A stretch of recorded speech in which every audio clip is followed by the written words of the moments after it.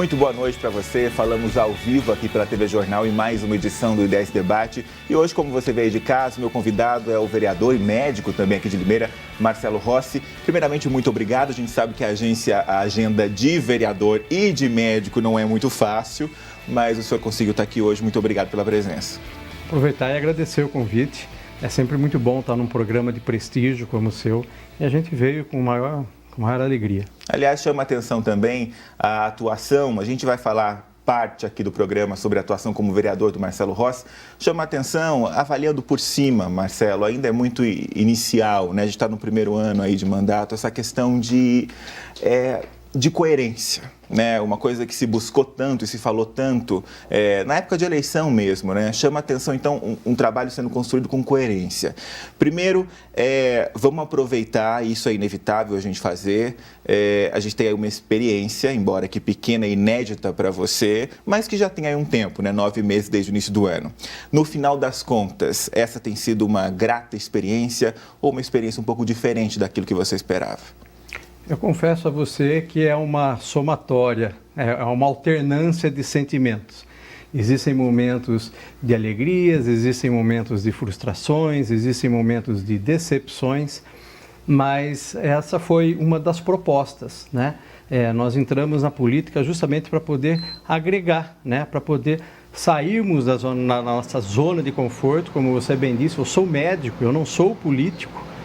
Mas eu clamava por mudanças. Eu, como cidadão, clamava como mudanças. Então, por que não eu, cidadão, dar essa minha contribuição? Sim. Então, eu entrei com essa propositura, realmente, de poder fazer a diferença, de poder levar a minha experiência profissional, o meu conhecimento na medicina para a população. Eu confesso que a decepção foi muito grande, inicialmente, mas eu tenho, com a ajuda dos meus assessores, com os aconselhamentos do meu pai, que é o meu grande consultor, meu grande mentor político, eu tenho conseguido driblar e superar essas dificuldades que, obviamente, são pertinentes, né? Agora, evidentemente, doutor, a gente não vai entrar aqui em picuinhas ou os motivos dessas decepções, mas, de maneira geral, quando um vereador que tinha essa proposta inicial coloca uma situação assim, as pessoas ficam curiosas. De maneira geral, o que foi tão surpreendente? O senhor considera que foi um pouco ingênuo até do que encontraria lá na Câmara? Muito ingênuo. Eu confesso para você que eu fui muito ingênuo. Eu acho que você tem que respeitar. Eu acho que nós somos uma democracia e você tem que respeitar essas divergências de opiniões. Talvez o que falta para mim, nesse momento, seja trabalhar um pouco dessas divergências. Isso é política, você nem sempre precisa, as suas ideias nem sempre são as melhores, as suas ideias também nem sempre são as piores. E às vezes isso conflita, você vê que às vezes há a manifestação do ego de algumas pessoas, o interesse pessoal de algumas pessoas, não todas, vamos deixar bem claro. Aquela Câmara está composta por gente muito competente, gente muito boa, gente muito honesta, muito bem intencionada, mas você conflita. Lamentavelmente, há uma divergência, às vezes, eu acredito que não na intenção, mas realmente na vaidade. Eu acho que o político, ele precisa ser melhor preparado para lidar com essa situação. Não sei se talvez por ser médico, por estar acostumado, por lidar com doença, com vida, com saúde, você consegue, muitas vezes, superar algumas divergências. E, por outro lado, também como médico, você tem muito sentimento aflorado, você absorve muitas coisas. Então, isso às vezes é bom e, ao mesmo tempo, também é ruim. Muito bem. Desde o início, muita gente esperava, até pela profissão, né, do vereador, ser um médico, que o senhor fosse olhar com mais carinho ou criar propostas voltadas à área da saúde. O que chamou a atenção, a gente já vai falar de alguns dos projetos, mas também foi a questão da CPI. Né? Essa foi uma tarefa fácil, logo de início, já bancar a criação de uma CPI que investigaria a saúde. Na gestão passada a gente está falando, né, doutor? Isso. Confesso que foi muito difícil, né?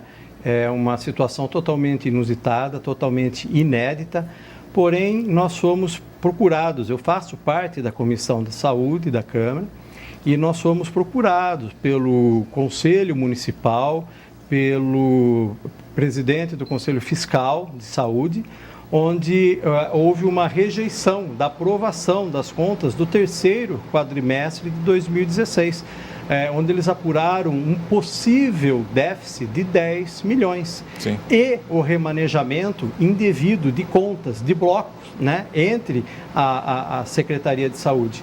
Então, eu me vi no dever como médico, me vi no dever maior como cidadão. Eu falo até para você como cidadão, é dinheiro público. Sim, né? claro. Eu me vi sim na obrigação de representar essas pessoas. É dinheiro seu, é dinheiro meu. Então, o que a gente quis com essa CPI? Dar transparência, dar credibilidade, aprender a entender como funciona. Eu digo que a CPI ela não é punitiva, a CPI ela não é política. A CPI ela é criada como ferramenta para dar transparência, para dar compreensão. Se houve erro ou não compete a nós fazermos esse julgamento, compete a nós fazermos uma análise do processo. É que ao longo do caminho, doutor, o processo ficou um pouco viciado, digamos assim, na opinião pública, pelo seguinte: a gente viu muitas CPIs serem criadas e não darem nada, digamos assim, era a opinião, né? Era como a gente via essa questão. Então, acontece que ao longo do tempo, a impressão que se deu é que só a investigação, a exposição das pessoas indo depor, isso criaria uma espécie de punição moral, digamos assim. No final das contas, por isso que a CPI também criou essa imagem de punição. O senhor concorda com isso? Concordo. Infelizmente, a própria classe política gerou essa expectativa nas pessoas de tudo terminar na famosa pizza, né? É aí que eu entro, é aí que eu quero dizer para essas pessoas que ainda existem pessoas de bem, existem pessoas ainda que acreditam no que é certo, no que é correto, no que é justo. E eu me considero uma pessoa com esse dever. Eu falo, Gustavo, que ser médico, eu sou predestinado a ser médico, confortar, ajudar, amparar as pessoas. E como vereador agora, também eu vejo com os mesmos olhos, eu vejo a medicina com a política muito semelhantes, muito parecidas. E a CPI, eu posso assegurar a você que eu estou dando o meu melhor. E o que depender de mim vai ter transparência, arque com as consequências que arcar. A proposta, eu torço para não ter nenhuma irregularidade, essa que é a verdade. Sim. Agora, eu como médico, eu tenho que preservar a instituição, eu tenho que preservar a instituição Santa Casa, eu tenho que preservar a instituição humanitária, a RIU, a PAI. Meu Deus, senão qual é o propósito nosso aqui, né? Muito bem. Ir lá só fazer projeto e mais nada. Então, eu me considero, sim, um representante à altura da expectativa das pessoas e espero corresponder e não decepcioná-los. Sim, por falar nisso, a gente teve acesso também a mais ou menos um balanço do que o senhor conseguiu fazer até o momento, né? E chama a atenção, a gente sabe que é um processo mais delicado, até por todas as dificuldades que a gente está conversando aqui, de convencer os colegas, de conseguir emplacar um projeto. Até o momento foram 3 leis já aprovadas. Isso é uma marca importante da gente falar. Vamos começar falando então da última lei aprovada, que é aquela sobre grades em piscinas, é isso? Exato. Da onde surgiu isso, vereador? A ideia surgiu, infelizmente, sempre pela necessidade de vocês estarem propagando, muitas vezes, notícias muito tristes, né? E principalmente envolvendo crianças, né? E nós vemos que Limeira é uma cidade muito crescente no sentido de recreação, chácaras de final de semana. E a nossa preocupação visa justamente isso, né? Projetos educacionais, projetos preventivos. Eu acho que não são projetos de expressividades polêmicas, são projetos que visam privar a vida da pessoa, principalmente de uma criança. Nós tivemos aí no final do ano passado, no começo do ano, em Limeira, em nossa cidade, 2 casos recentes, né, com morte. Agora, recentemente, também no Mato Grosso do Sul, em Três Lagoas, 2 crianças, né, 2 crianças gêmeas de 1 ano e 8 meses também morrerem afogadas. Então, eu acho que precisa começar a ter conscientização. Eu falo que o projeto, não adianta você só criar projeto, você tem que educar as pessoas. Tudo que é imposto não desce muito bem. Então, a proposta desses projetos, eu não me preocupo com o número de projetos. Eu prefiro ter 3 projetos bem aplicados e bem utilizados pela população, do que de repente ter lá 20 projetos e nenhum deles está funcionando. Eu acho que esses projetos são de relevância para a população, são com o intuito de proteger, né, o cidadão, de proteger a pessoa que loca o seu imobiliário para alguém que está fazendo festa. E eu falo que uma vida, não tem preço por uma vida. Que pai, né? Eu acho que não existe sentença maior para um pai ir lá e tirar o filho lá afogado de uma piscina. Nesse caso, doutor, como que iria funcionar? Como é que seriam essas grades e seria de responsabilidade de quem? É do locatário mesmo em fornecer essa segurança? A responsabilidade é do locatário, ele tem uma chácara de recreio, ele tem a piscina. Cercar essa piscina. Existem alguns dados técnicos, né, com relação à altura mínima do chão para cachorro não passar, para criança não rastejar, e também uma altura estimada em aproximadamente 1,5 m, 1,40 m. Tem alguns dados técnicos para isso, tá? Para dificultar a acessibilidade da pessoa, da criança no caso, né, em estar pulando essa grade. E eventualmente, porque tudo isso cria barreiras, Gustavo. Então, o fato de você ter já desperta a atenção. Eu não sei se por ser médico ou não, tudo quanto é festa que eu vou, eu vejo piscina, eu tenho aquela preocupação de levantar de vez em quando, ir lá e dar uma olhada para ver se não tem ninguém. Então, chega a ser uma coisa neurótica. É que a gente sabe como é que funciona também em festa. A pessoa já está indo lá com o objetivo de se divertir. Às vezes está com criança, mas os pais acabam bebendo um pouco a mais, ou está entretido numa conversa ali com os amigos.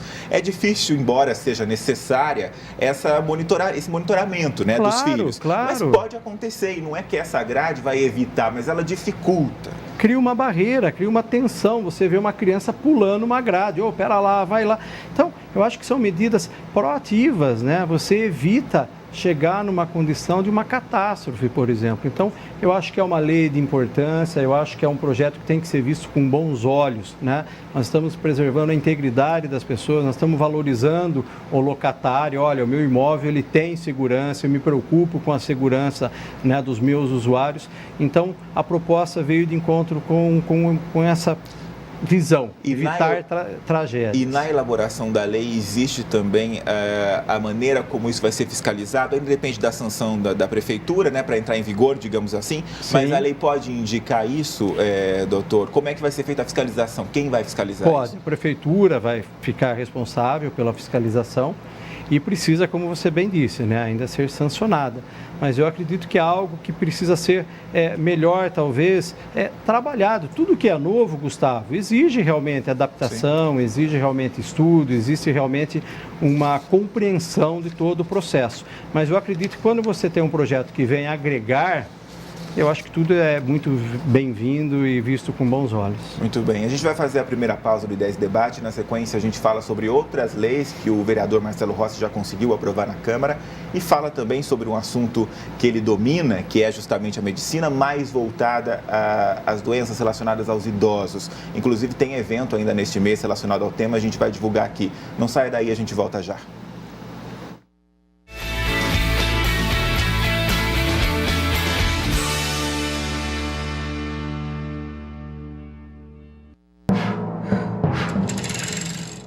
Eu nunca imaginei que seria o atleta escolhido para acender a pira olímpica. Olha, foi demais. O que eu também nunca tinha imaginado é que o legado esportivo ficaria para todo o país.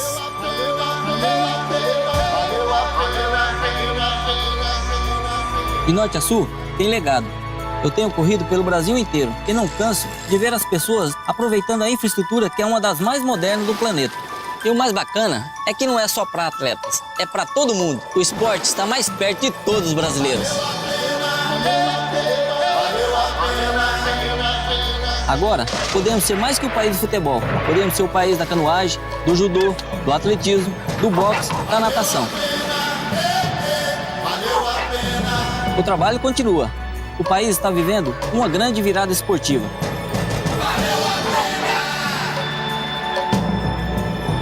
Ministério do Esporte, Governo Federal. Você no Rodeio com Estilo. A TV Jornal vai sortear 6 ingressos camarote para os shows de Jade Jadson e Matheus e Cauã. E ainda mais 6. Eu disse 6 chapéus pra Lana. Tudo isso para um único ganhador. Para concorrer é fácil. Curta e compartilhe nossa fanpage com 5 amigos e boa sorte. Já pensou você e seus amigos ou sua família curtindo o rodeio no camarote da TV Jornal? E ainda em grande estilo. Sorteio dia 15 de setembro ao vivo no A Hora Informação Verdade. TV Jornal Regional, a emissora oficial do Rodeio de Limeira 2017. Pra Lana, chapéu de respeito.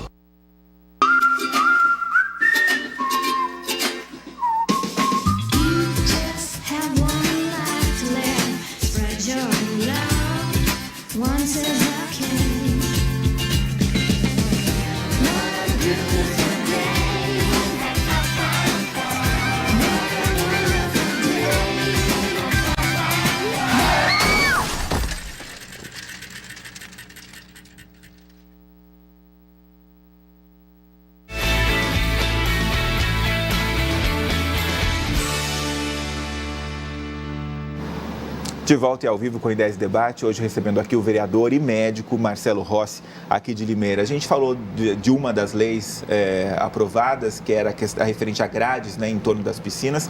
Vamos falar da próxima, que é outra lei importante também. Foi divulgado hoje, acho que saíram os dados da operação de 7 de setembro. E chamou a atenção porque, mais uma vez, aumentou o número de acidentes com vítimas fatais nas estradas, isso de todo o país. Se eu não me engano, foram mais de 120 mortes só no período de 7 a 10 de setembro. Pelo cálculo, dava uma morte a cada poucas horas. Enfim, chama muita atenção. Teve uma lei, então, criada para fortalecer essas campanhas. É isso, Marcelo. O que essa lei propunha para tentar educar as pessoas sobre isso? É lastimável, né, quando você vê esse tipo de dado, né, na atual situação, né, de informação, de conhecimento Sim. que nós obtemos, né. Essa lei também, ela tem essa propositura preventiva. Eu acredito muito na prevenção, eu acredito muito no trabalho de educação, de conscientização. E essa lei visa também estimular as casas noturnas, restaurantes, bares, grandes eventos, a estarem sim no seu ambiente de trabalho, né, no seu local de diversão, colocarem anúncios, né, estimulando, né, as pessoas a se divertirem, porém a serem contidas com relação à ingestão de bebida. Você sai, é evidente, você faz parte, socialmente é gostoso você tomar Sim. um aperitivo, você beber, você fica descontraído, mas a pessoa muitas vezes, mesmo não ingerindo em grandes quantidades, a gente sabe que como médico, isso interfere muito nas ações, no reflexo, no pensamento Sim. e muitas das vezes acabam sendo manchete dessas notícias sangrentas, sanguinolentas que a gente acaba presenciando todo santo dia. E muita gente tem realmente a sensação, principalmente se nunca aconteceu nada, de que ela tem o total controle do que ela está fazendo, mesmo quando ela bebe um pouquinho mais. Todo mundo tem esse discurso, né? Não, mas eu sei o que eu estou fazendo, eu vou conseguir, ou eu vou dar uma distância curta até a minha casa, então por isso eu posso beber e dirigir. Não pode, né, doutor? Não pode, tá mais do que... Não sou eu que estou falando, não é você, não é a televisão, é a ciência, são dados comprobatórios, científicos, que afirmam que você perde, você reduz a sua capacidade de reflexo, você reduz a sua capacidade de raciocínio. Então, evidentemente que isso vai trazer transtornos. Acho que nós estamos aí num momento de política, né? Onde há incentivo aí da introdução do Uber, da valorização dos Sim. taxistas. Então, vamos também valorizar essa classe. Vai sair, liga para o taxista, Sim. liga para o Uber, deixa seu carro em casa, é uma preocupação a menos. Se você for beber, beba, divirta-se, ninguém é contra. Porém, infelizmente, lamentavelmente, nós estamos cansados de ver todo santo dia fatalidade. E o pior, não sei se eu posso dizer pior, não é isso que eu quero dizer, mas infelizmente a pessoa que bebeu, muitas vezes, ela sai ilesa. Ela acaba matando aquele pai de família que está no ponto de ônibus, aquela mãe que está indo no supermercado Sim. com a criança de colo. Então essa lei tem uma importância também grande no sentido de conscientizar o estabelecimento. O estabelecimento, quem vai lá não vai deixar de consumir. Eu acho que para ele também é atrativo. Teve essa né? resistência, Marcelo, na época que a lei estava sendo elaborada ou quando foi votada, dos estabelecimentos também acharem que iria atrapalhar de alguma forma o consumo dentro desses locais? Teve alguma resistência ou não deu nem para sentir isso? Por incrível que pareça, não. Houve mais resistência por parte do Face, né, onde algumas pessoas manifestavam seu interesse. Que absurdo! Você acha que uma casa noturna que tem o seu lucro, né, em cima da bebida vai colocar um anúncio fazendo restrição de moderação?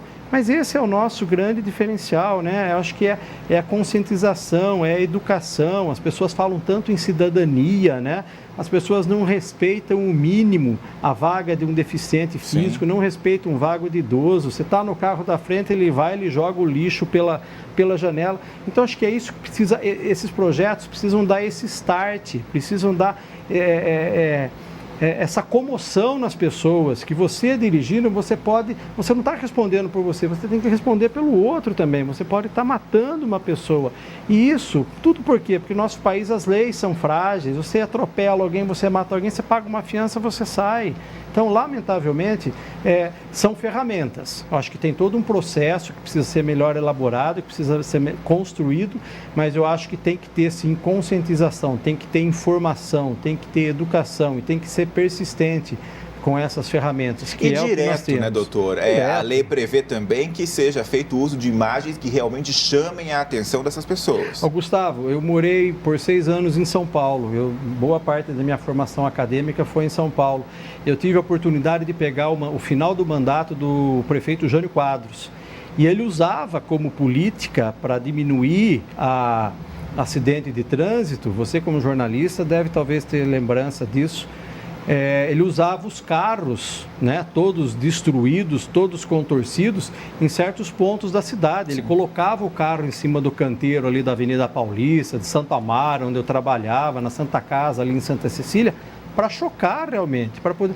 As pessoas, lamentavelmente, nesse país, só vão entender o que é educação, o que é saúde, a partir do momento que tiverem um câncer de pulmão pela ingestão do tabagismo, a partir do momento que tiver uma perna amputada por um acidente de carro.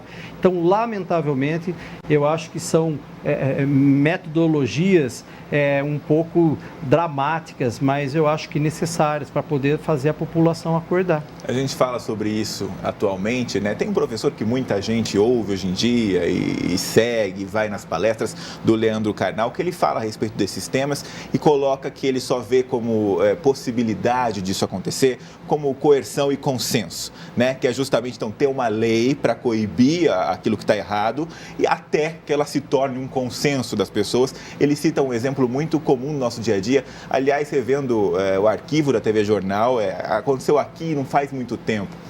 O cinto de segurança. A gente tinha uma reportagem onde a repórter ia para a rua e perguntava se a pessoa estava pensando em usar. Ela falava, não, imagina, não quero usar isso. É um absurdo, né? Como isso mudou também. Eu acho que é o tempo, né? É trabalho de formiguinha, como nós conversávamos aqui antes. Tem que ser aos poucos, tem que ser insistente. Talvez nossos filhos não vão colher esses frutos, mas talvez nossos netos, quem sabe.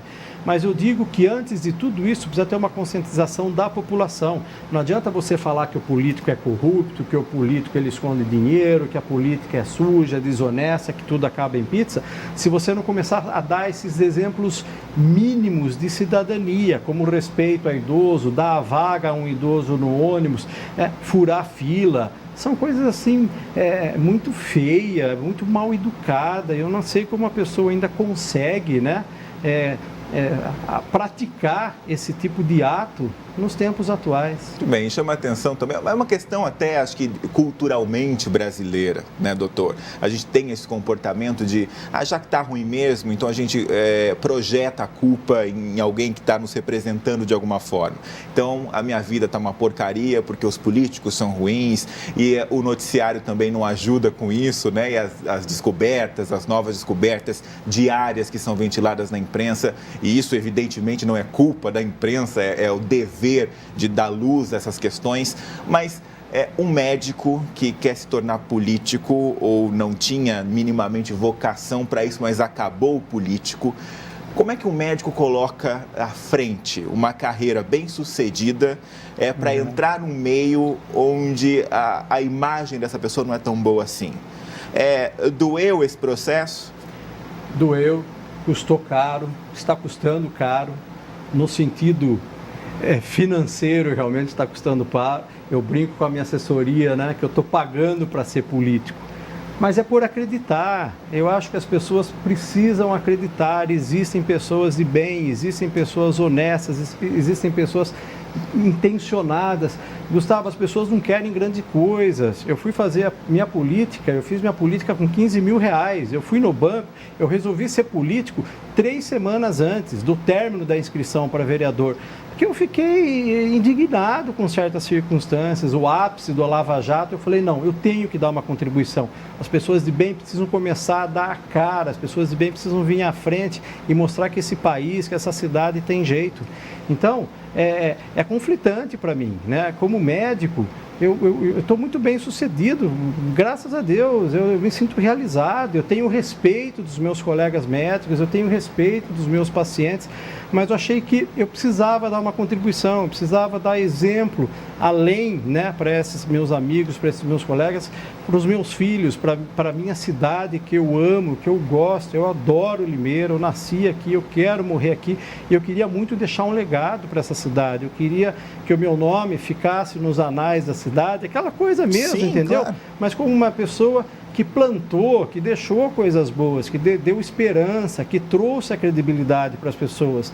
Eu acho que eu sou um pouco sonhador, mas eu acredito nisso. Como médico eu tenho que acreditar nisso. Eu acredito que a doença tem cura, eu acredito que tem como contornar situações difíceis. E então transferir a minha realidade profissional para a vida pública, para a política. E eu vou conseguir, e eu tenho conseguido, né? Pena que o vereador ele é muito limitado, muito criticado muitas vezes, muito mal interpretado muitas vezes. Por quem, Marcelo? Pela própria população. A própria população às vezes confunde essa limitação do vereador. E a própria imprensa também, com todo o respeito, se o vereador ele ajuda a intermediar uma negociação, mas não é função do vereador, a função do vereador é fiscalizar. Se ele fiscaliza, ele é criticado, porque de repente ele está querendo prejudicar uma determinada entidade. Então, assim, você não consegue ter um meio termo. O que eu digo é isso, né? Eu conto com o apoio dos meus amigos, eu conto com a minha assessoria e em dar transparência. Eu adoro ir para a rua. Eu acho, mas o vereador ele vai lá, mas eu estou próximo da população. A pessoa, Gustavo, ele quer coisa simples, ele quer a rua dele iluminada, ele quer o asfalto bem feito na frente da casa dele. E que não é nenhum favor isso funcionar. Você entendeu? Ele quer uma saúde, ele quer uma segurança básica, ele quer a praça perto da casa dele para ele poder frequentar, né? Para os famosos noias, sai, vai embora, deixa a família, deixa as pessoas de bem virem frequentar as praças. Então, é esse tipo de política que a gente tem que fazer. Eu acho que é uma política de reconquista, de ter que fazer e chegar para as pessoas, tem pessoa honesta, tem gente boa, eu quero fazer, mas para isso eu preciso do apoio de vocês. As pessoas estão muito desacreditadas. Infelizmente, a classe política perdeu muito prestígio, em decorrência de culpa dela mesma, mas em parte de culpa nossa também, por sempre elegermos sempre os mesmos. Vereador, a gente vai fazer mais uma pausa aqui no Ideias Debate, a gente tem agora o horário eleitoral gratuito, na sequência a gente continua falando sobre os projetos do vereador Marcelo Rossi, entre eles a menina dos olhos dele, que é realmente um projeto de lei voltado à prevenção do Alzheimer aqui na cidade. Até já.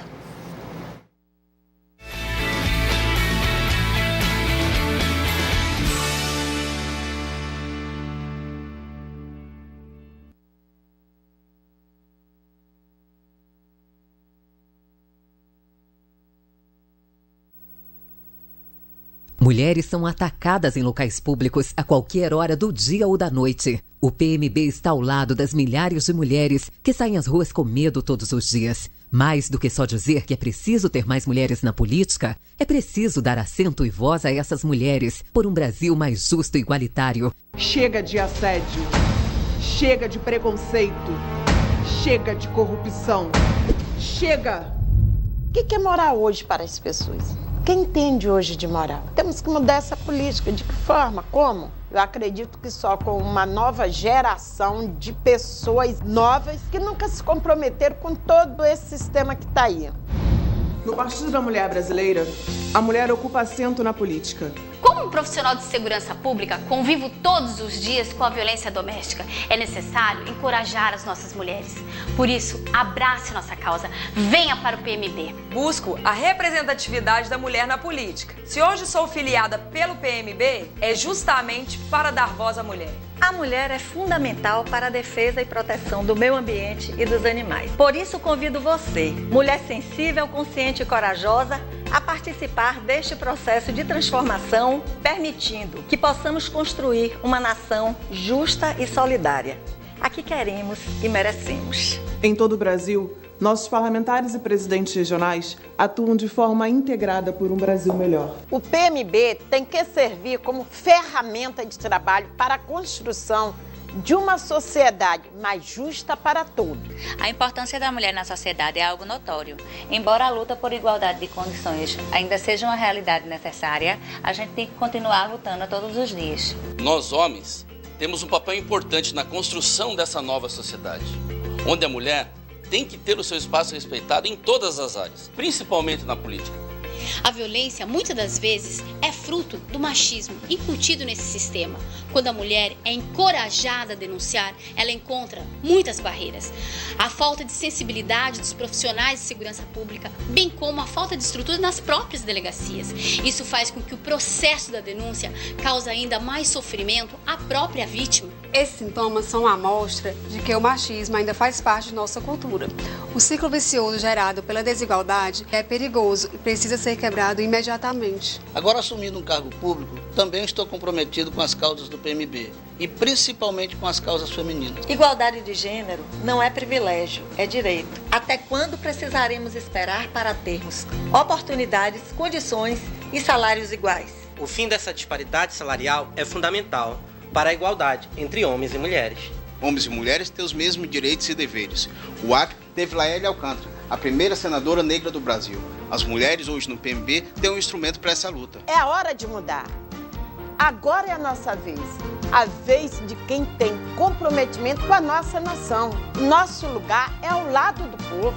No PMB, homens e mulheres atuam juntos na construção de uma sociedade mais justa e igualitária. Acredito na força das mulheres e acredito que mulheres e homens juntos fazem um Amazonas forte. O PMB foi o partido que mais cresceu no Amazonas e com a sua ajuda cresceremos ainda mais. Hoje, à frente da Secretaria da Mulher da cidade do Jabotão de Guararapes, defendemos a igualdade de gêneros, bem como o fim da violência contra a mulher. O Partido da Mulher Brasileira do Paraná é formado por mulheres e homens que buscam a boa política. Nossa luta é por uma sociedade mais justa, onde o respeito e a igualdade façam parte do nosso dia a dia. Em Goiânia, quase 10 mil crianças não conseguiram sua vaga em um CMEI. Essa realidade precisa ser mudada. Como vereadora, tenho proposto alternativas a esse cenário, que compromete o futuro do nosso país. A violência doméstica tem sido um dos pontos mais deprimentes que nos deparamos no dia a dia. No Rio Grande do Norte já estamos trazendo a Patrulha Maria da Penha. Nós estamos lutando para que cada município tenha a casa-abrigo que possa dar suporte a você que está sofrendo a violência doméstica. Como médica e membro do Partido da Mulher Brasileira, vejo todos os dias as dificuldades enfrentadas no sistema de saúde de todo o Brasil. Por isso, convido você, mulher norte rio-grandense, a fazer parte da nossa história. O Partido da Mulher Brasileira é um partido para todos, mas é um partido que tem o maior objetivo, a valorização da mulher. Aqui a mulher não vai ter cota.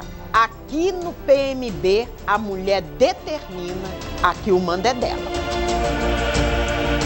Participe, venha fazer parte desta história. Filie-se ao PMB.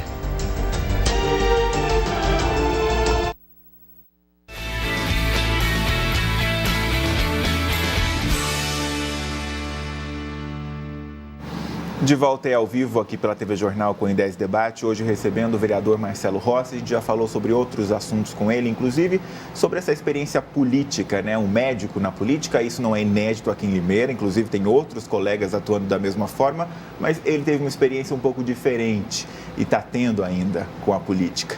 É o seguinte... vereador e doutor, vamos entrar agora sim, é vereador e doutor. Tem um projeto que desde o início foi colocado como uma meta, digamos assim, acho que se só esse desse certo estava valendo, que é justamente a questão do Alzheimer. Por que esse interesse tão grande pelo assunto? E tem uma lei já aprovada nesse sentido, né? Sim. Se me permite só voltar um pouquinho para o passado. Vamos lá. Eu tenho 24 anos de formado. E boa parte dessa formação foi pela Santa Casa de São Paulo. E nessa ocasião eu trabalhava numa instituição administrada pela Santa Casa, que era o Hospital Dom Pedro II, né? Que era, na ocasião, o maior hospital geriátrico da América Latina, com 882 leitos internados e pacientes.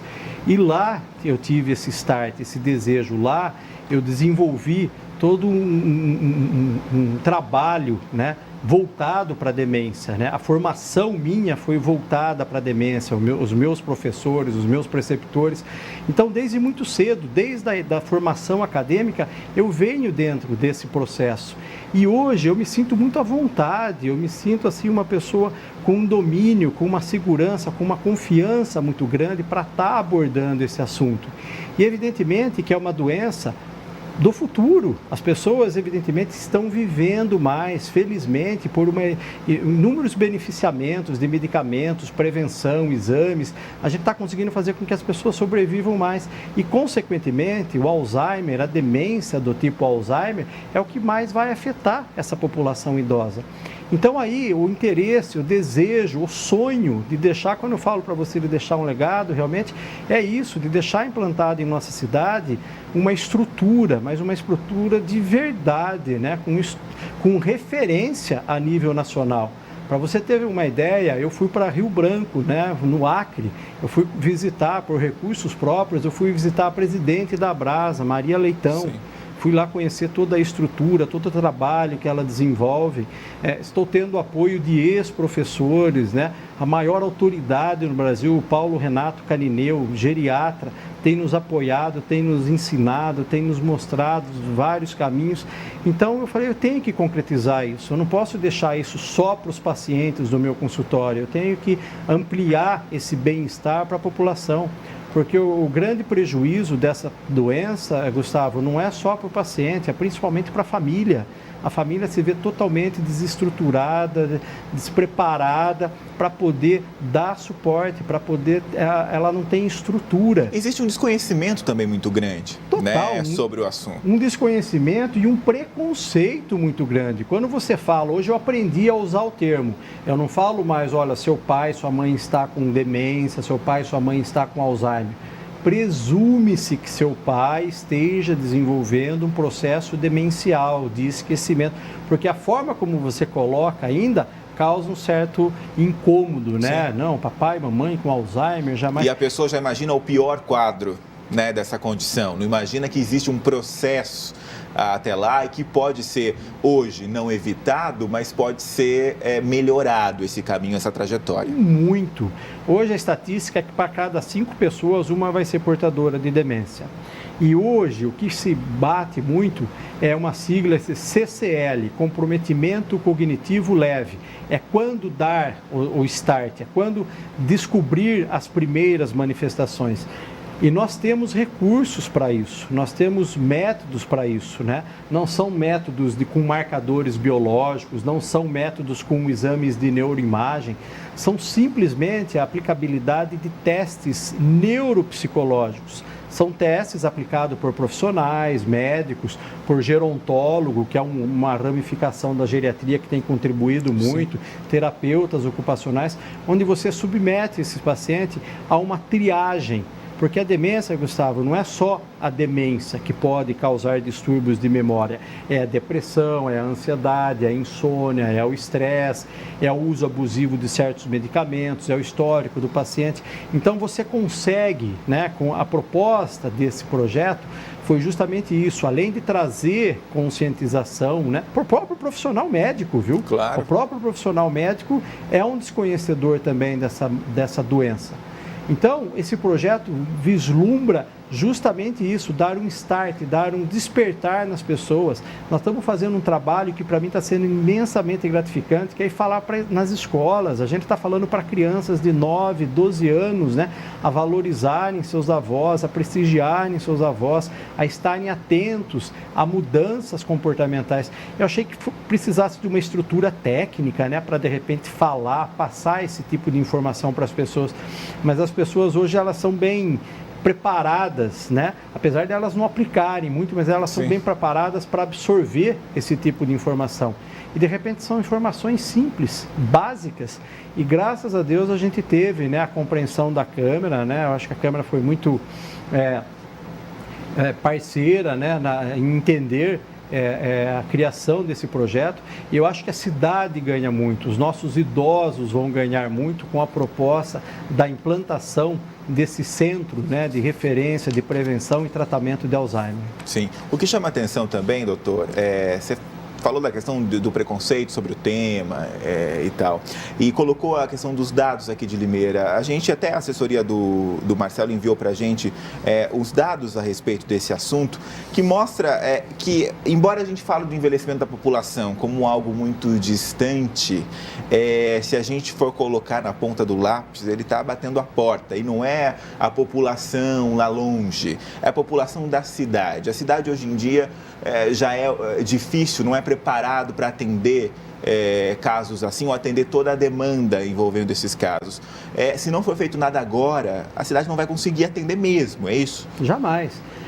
Por isso é importante. O projeto ele serve para dar um alerta também, né, para as autoridades, para a saúde, porque isso é um problema de saúde pública, Gustavo. A partir do momento que você tem um paciente demenciado, ele implica em vários cuidados. Ele começa a ficar acamado, ele começa a ter escaras, ele começa a ter problema de desnutrição, ele começa a ter problemas de infecção. E isso vai sobrecarregar onde? Os hospitais, sim, os leitos, vamos ter gastos, vamos ter mais profissionais voltados a cuidar desse paciente. Então, qual é o propósito? É justamente esse, é prevenir, é começar a detectar precocemente a doença e começar a tratar. É uma doença ainda sem perspectivas a curto prazo de cura, mas existe tratamento. Isso é importante frisar para você, familiar, que tem um pai, uma mãe. Você pode prolongar a vida do seu pai, da sua mãe e principalmente a qualidade de vida de todos, né? Sim, então, eu falei aqui dos dados, doutor, vou até dividir com quem está em casa. A gente fez uma comparação aí historicamente, isso é muito pouco tempo, mas da década de 80 até 2030. Então a previsão é de que em 2030, só em Limeira, existam 67.325 idosos, diante de 9.250 lá em 1980. A população aumentou muito. Hoje já são 40.932 pessoas nessa condição. E o número futuro é maior que a quantidade projetada de 46 mil habitantes com até 14 anos. Ou seja, a população não vai só envelhecer, mas ela vai ser maior do que a população mais jovem. Isso muda todo o sistema de saúde. Total. Isso é uma das coisas que nós fazemos nas nossas palestras, né? Nós mostramos aquela pirâmide, né, geográfica, né, com os dados do IBGE. E a pirâmide hoje, o que ela está virando um sarcófago. De repente, o ápice da pirâmide está ficando mais velho. As pessoas estão vivendo mais. O Japão hoje, estima-se hoje que o Japão tem mais de... Deixa eu ver se eu não vou falar bobagem. Existem mais de 40 mil japoneses acima dos 125 anos. Olha, né? Só. Por quê? Porque lá o idoso ele é produtivo, né? Existe uma política voltada de incentivo à produtividade do idoso. Aqui a mentalidade nossa qual é? É aposentar e poder encostar o corpo. De repente, precisa também criar esse despertar no idoso, que ele é uma pessoa que tem muito a contribuir, né? Profissionalmente, as empresas também precisam mudar um pouco essa concepção e explorar mais a capacidade dos nossos idosos. De que forma? Oferecendo, sim, campos de trabalho, oferecendo auxílio, né? No sentido de maior prevenção, no auxílio de melhores medicamentos, no auxílio de melhores tratamentos médicos, ambulatoriais, para ele ter uma qualidade de vida melhor. E ele adoecer. Sim. Envelhecer é sinônimo de doença. Não tem como você envelhecer sem você adoecer, mas com a doença contida, dentro de suas limitações. E isso, consideravelmente, vai melhorar muito a qualidade e os gastos, né, com os cofres públicos também vão diminuir bastante. Doutor, a gente imagina que quando a gente elege um tema para a nossa vida, sim, tem alguma relação com a gente, com a nossa história, com alguém da nossa família. No seu caso, é só uma questão de formação ou existe uma vivência em relação a esse tema, não só com os pacientes, mas uma vivência pessoal em relação a isso? Eu falo que foi a formação, foi muito decisiva, porque eu tinha um número de pacientes muito grande. E no consultório, essa vivência faz com que você comece a criar um vínculo muito próximo do paciente. E essa vivência passa a interferir muitas vezes no seu campo emocional. E eu acho que... O que mais mexeu com você em relação a esse tema? O que foi? O que tocou? Eu preciso fazer algo. Olha, mais uma vez, o Marcelo Rossi se envolvendo com alguma coisa que queria fazer algo. Nesse caso, na área profissional médica, o que aconteceu que esse tema te mexeu com você de alguma forma? É você avaliar a pessoa como ser humano, né? Ela teve todo um processo evolutivo, né? Ela foi criança, ela foi jovem, ela foi adulta, ela foi produtiva e ela chega no final da vida abandonada, esquecida, né?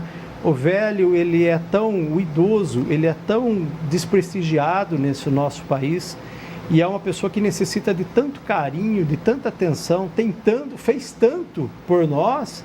E de repente chega uma determinada idade, ele se vê desamparado, ele se vê sozinho. Ele não serve mais. Ele não serve mais. Isso me comove. Eu falo que enquanto eu tiver essa característica humanitária, eu acho que é isso que me diferencia como profissional. É ter essa preocupação humanitária com as pessoas. E o idoso, ele não quer muito, ele quer carinho, ele quer atenção, ele quer cuidado, ele quer ser participativo. As pessoas não têm paciência com idosos, as pessoas não têm respeito para com as pessoas idosas. Então está na hora da gente começar a inverter esses valores, começar a criar nessa geração nova, resgatar nessa geração nova que tem potencial, amor por essas pessoas. Eu vejo muitos pacientes, pude acompanhar pacientes mentalmente saudáveis no meu consultório e infelizmente pude acompanhar o início da manifestação de doença até o término. O desamparo, a falta de assistência para a família, assistência emocional, psicológica, religiosa, financeira é muito grande. Então é uma doença, ela não atinge uma pessoa em específico, ela atinge toda uma família. Isso me sensibiliza, eu ainda tenho eu ainda acredito, né, em você poder melhorar a qualidade de vida da pessoa. E a família é muito fundamental. A gente fala tanto em família hoje, em princípios, né, religiosos, morais, mas aplica-se muito pouco. E a oportunidade de revermos esses conceitos, né, de corrigirmos os nossos erros, está agora com os nossos idosos, né? É você dando educação e atenção para o idoso, é que você vai dar exemplo e formação para os mais novos. Os mais novos vão ter os idosos como pessoas valorizadas, pessoas íntegras, pessoas honestas, pessoas que contribuíram para o progresso do nosso país. Então, eu acredito nessa política do idoso, eu vou vestir essa camisa e principalmente o Alzheimer é um projeto de realização pessoal. E eu quero sim e vou dar o melhor de mim, exijo isso da minha equipe, exijo isso dos meus amigos para levar adiante. Se Deus quiser, nós vamos fazer Limeira ainda um exemplo, né, nacional de atenção, de respeito para com os idosos. Ok, a gente vai fazer mais uma pausa aqui no 10 Debate, a última pausa de hoje, e na sequência o último bloco com o vereador Marcelo Rossi. Não sai daí.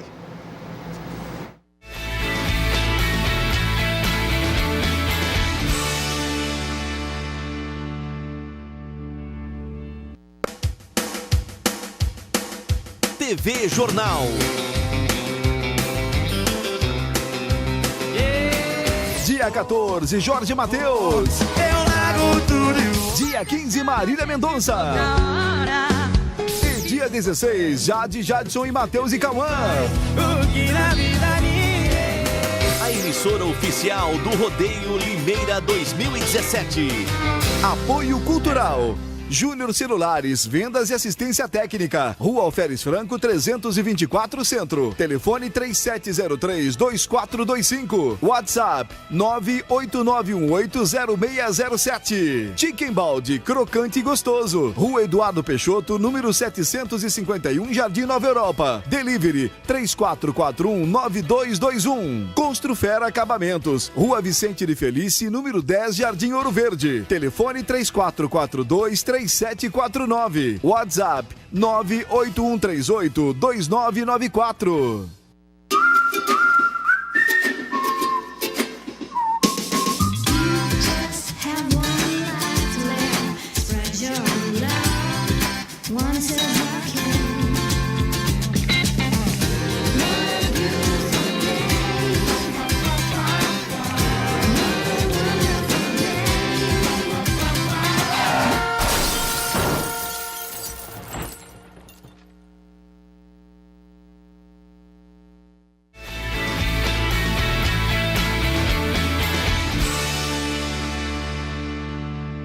De volta aí ao vivo aqui pela TV Jornal com o último bloco com o vereador e médico Marcelo Rossi. A gente falou bastante sobre a questão do Alzheimer, que originou um projeto de lei que o vereador também conseguiu aprovar aqui na cidade. Tem um evento ainda esse mês, né, Marcelo, a respeito do tema. A gente tem aí o cartaz do evento, a gente pode falar um pouco melhor sobre ele. Como é que vai funcionar? Uma semana dedicada ao tema, é isso? Dia 21 de setembro é o dia mundial da doença de Alzheimer. E nós vamos fazer uma série de eventos, né? A partir da segunda-feira, do dia 18, usando a tribuna livre da Câmara Municipal, nós vamos ter uma profissional da área falando da importância da divulgação do projeto. Vamos querer contar com a mídia, com o jornal, com a rádio, para poder estar divulgando. Na terça-feira, no dia 19, nós vamos fazer uma mobilização muito grande na Praça Toledo Barros, né? Das 9 horas até as 4 horas da tarde, em conjunto com a Abras, né? De Limeira. E nós vamos estar lá aferindo pressão, verificando os níveis glicêmicos das pessoas e também distribuindo informativos, né, com relação à importância da doença, da detecção precoce da doença. Então, um movimento assim bem próximo à população. À noite, nós vamos ter na Uninter também a apresentação de um filme, né, onde retrata a história de uma pessoa que desenvolveu a demência. E na quinta-feira nós vamos encerrar na Tapil, né, com a presença de convidados, da psicóloga Solange Dantas, da terapeuta educacional Elaine, doutor Aníbal, psiquiatra, e da minha, falando um pouco da nossa experiência, falando um pouco das perspectivas da doença, do tratamento, da experiência de cada um desses profissionais, né, para a população de um modo geral. Doutor, embora muito se avance sobre o tema, a gente já colocou aqui agora há pouco que ainda existe muito desconhecimento em relação ao Alzheimer. O que pela sua experiência, né, com 23 anos atuando nesse segmento, dá para falar para as pessoas que as pessoas ainda não sabem sobre o Alzheimer, mas deveriam saber? O que é essencial as pessoas saberem a respeito da doença? É essencial sabermos detectar a manifestação da doença precocemente. Hoje, tudo quanto é evento médico, científico, bate muito nessa tecla, né? Quando dar o despertar, quando ter sensibilidade para poder saber que o seu pai, a sua mãe, seu avô está desenvolvendo algum déficit, algum declínio na cognição. E isso hoje nós sabemos, nós temos mecanismos através da comunicação, através das palestras, através de orientação. Você vê uma doença tão complexa, né, tão pouco hoje compreendida, sem tratamento, porém com uma perspectiva de detecção precoce. De que forma? O que, por exemplo, em casa, com o meu pai, a minha mãe ou a minha avó, eu consigo observar no comportamento deles algum sinal que eu possa... Não, vamos no médico comigo, a gente vai ver um pouquinho isso melhor. O que é um sinal? Mudanças comportamentais.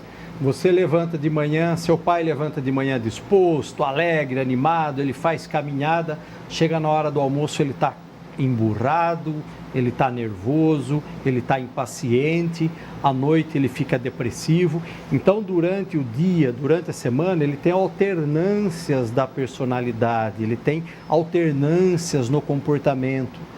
Coisas óbvias do dia a dia, gostava de caminhar, gostava de fazer leitura, gostava de ir nos grupos de terceira idade, gostava de música, gostava de jardim. Ele começa a perder interesse por afazeres que sempre foram presentes em sua vida, ele começa a ter desinteresse. Aí, muitas vezes, a confusão, isso é uma depressão. Sim. E o médico, propriamente, trata de forma errônea, trata como depressão. 2, 3 anos tratando como depressão, perdemos aí uma grande chance de começar a fazer um início precoce. E, posteriormente, numa fase mais evolutiva, você consegue ter as manifestações que são mais características mesmo. Ele vai na padaria, ele se perde no meio do caminho, ele começa a esquecer a senha do banco. Não só a gente esquece a senha do banco, né? Não vamos nos desesperar por isso. Sim. Mas às vezes aquela atividade diária de ir e colocar o cartão, ele começa a encontrar dificuldade. Poxa, esse cartão aqui é do banco A, do banco B ou do banco C? Eu tenho que introduzir na máquina desse jeito, eu tenho que introduzir desse jeito. Então, isso já é uma fase mais avançada. Interessante também, Marcelo, quando você coloca essas questões, esse tipo de percepção demanda um cuidado com essas pessoas, demanda o mínimo de atenção com essas pessoas. Para você identificar uma mudança de comportamento, você precisa estar, no mínimo, interessado no que essas pessoas estão fazendo. Então, daí também que nasce esse respeito e essa atenção, né? Acho que você conseguiu colocar a mensagem maior aqui que eu não consegui, né? De repente é essa tensão, é essa convivência, né? É estar junto do seu pai, é estar junto do seu avô. Chegou, hoje a vida está exigindo muito das pessoas. Sim. Trabalho, estudo, é inevitável. Mas você chegar à noite e conversar com seu pai, papai, como foi o dia? Mamãe, como a senhora passou o dia? Nós perdemos essa característica e a falta desse contato, como para tudo, né? As crianças na droga, na internet. Por quê? Porque nós nos distanciamos das pessoas, né? E de repente são princípios humanos, princípios familiares, princípios básicos que estão se perdendo, né? Então, você ter esse cuidado de conversar com o seu pai, você vai notar simplesmente uma alteração comportamental, a forma dele se vestir, a forma dele se barbear. Então, vamos dar um pouco mais de atenção, vamos ter um pouco mais de olhar para os nossos pais, que com certeza a gente consegue vencer ou pelo menos detectar precocemente a manifestação dessa doença. Muito bem, a gente está nos minutos finais aqui, mas de maneira geral e bem objetiva, doutor, a partir da aprovação da lei, é claro que o fim de tudo isso seria a criação realmente de um espaço, um instituto voltado ao tema aqui na cidade. Até lá o caminho é longo, quais são os próximos passos aí? Nós estamos em busca já de parcerias com empresas privadas, né? Como sempre, acho que é uma característica de Limeira, né? Muitas das entidades sobrevivem às custas do auxílio de entidades, de empresas privadas. Então, nós estamos conseguindo, né, essa proximidade com algumas empresas que estão vendo a importância, a grandiosidade desse projeto para a nossa cidade. Nós estamos muito bem alinhados também com o secretário de saúde, Dr. Gerson, também médico, tem sensibilidade, tem conhecimento da importância, da grandeza desse espaço, como também o nosso próprio prefeito também já sinalizou também ter uma atenção especial para os nossos idosos. Então, eu acredito que tudo agora realmente, como tudo, lamentavelmente, é uma questão de tempo. Mas o trabalho já foi dado início ao trabalho, as palestras, essas datas comemorativas, a imprensa tem nos dado um apoio muito grande em termos de espaço, de comunicação, de divulgação também. Eu sou muito grato, em particular a você também. Então, eu acho que isso é uma forma de começarmos a dar o despertar nas pessoas na importância dessa doença. Muito bem, só reforçando então, se você tem interesse sobre o tema, tem alguém na família ou quer simplesmente se informar a respeito do assunto, a partir do dia 18 até o dia 21, tem aqui em Limeira uma semana aí dedicada ao tema com vários eventos. Você procura aí o Marcelo Rossi pelas redes sociais, você vai ser bem informado a respeito dessas datas e quais são os eventos. Marcelo, nosso tempo acabou. favor, muito obrigado mesmo. Eu falei no começo, quero reforçar agora justamente essa questão. A gente sabe que é difícil, a rotina não é fácil. Você vai voltar com um plantão agora. Vou voltar com um plantão. Tem um amigo lá segurando o plantão para mim, doutor Carlos. Muito obrigado por ter vindo até aqui, dividido o conhecimento e essas informações com o nosso público aqui da TV Jornal. Obrigado mesmo, espero que você retorne aqui outras vezes. Eu só tenho a agradecer, né, a sua sensibilidade, né, por reconhecer esse trabalho, por estar dando espaço. Esse seu trabalho aqui é muito importante e eu só tenho a agradecer a você, a sua equipe toda, o acolhimento e a educação, né, que pertinentemente ele é sempre, que é a sua marca registrada. Eu aqui agradeço muito. Ok, muito obrigado, doutor. A gente encerra assim mais uma edição do Ideias em Debate. Você já sabe, nós estamos aqui todas as terças-feiras, sempre ao vivo a partir das 8 horas da noite. Eu espero você na semana que vem. Até lá.